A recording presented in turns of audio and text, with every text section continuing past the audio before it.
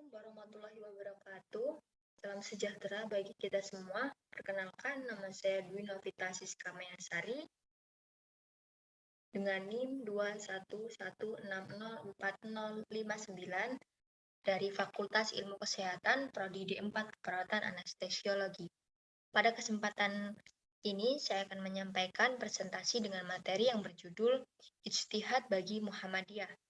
Sebelumnya juga saya ingin mengucapkan terima kasih kepada Bapak Zar Albana, SSMA, selaku dosen pembimbing dari mata kuliah Bahasa Indonesia, karena telah memberi saya kesempatan untuk menyampaikan materi Ijtihad bagi Muhammadiyah. Yang pertama, arti ijtihad.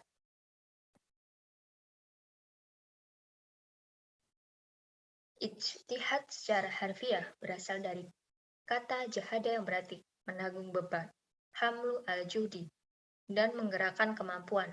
Ijtihad merupakan bentuk masdar wazan ifta'ala, yaitu yang bermakna pengerahan segala kemampuan secara optimal. Arti ijtihad adalah segala upaya yang dilakukan oleh mujtahid dalam berbagai bidang ilmu, termasuk bidang teologi, filsafat, dan tasawuf. Hasil ijtihad dari seorang mujtahid bersifat relatif, tidak mutlak benar, atau dalam istilah usul fikih bersifat zani.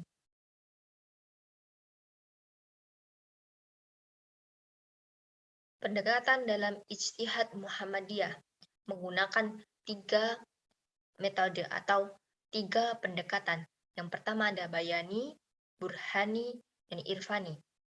Pendekatan bayani adalah pendekatan yang berhubungan dengan penjelasan kebahasaan yang menggunakan nas-nas syariah. Kemudian yang kedua burhani. Pendekatan burhani ini adalah pendekatan yang menggunakan ilmu pengetahuan yang berkembang seperti dalam ijtihad mengenai hisab. Kemudian yang ketiga adalah irfani.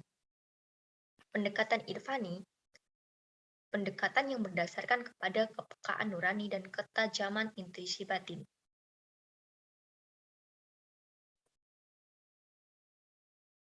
Selanjutnya, yang kedua adalah fungsi dari ijtihad.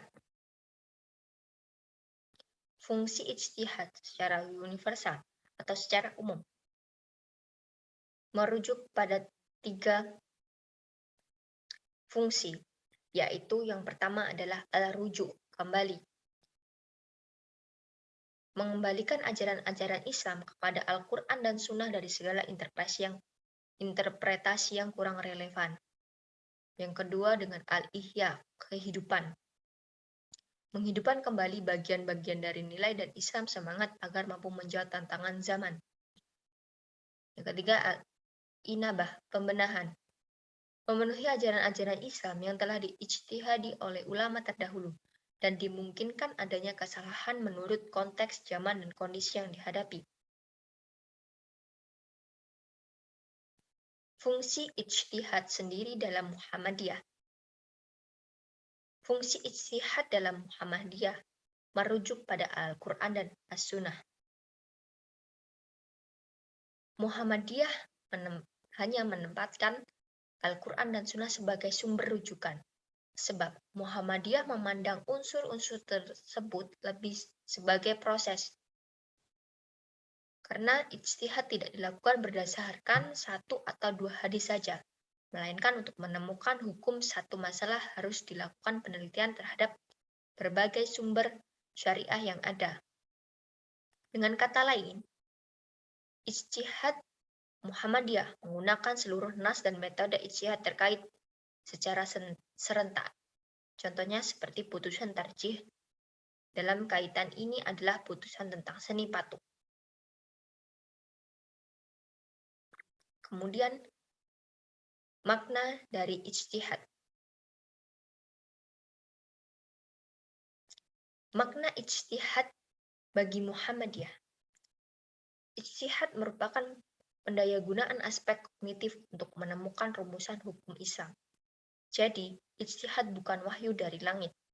Ijtihad adalah upaya mencari suatu keputusan hukum yang bersumber pada ajaran Islam. Oleh sebab itu, Muhammadiyah menyadari bahwa aspek ijtihad merupakan kreasi nalar manusia, ekspresi keragaman yang partikular, dan refleksi terhadap realitas. Karena produk ijtihad yang dihasilkan Muhammadiyah sangat terbuka untuk diuji kembali dan sangat toleran terhadap produk ijtihad yang ada. Baik, itu saja yang dapat saya sampaikan mengenai tentang ijtihad dalam Muhammadiyah.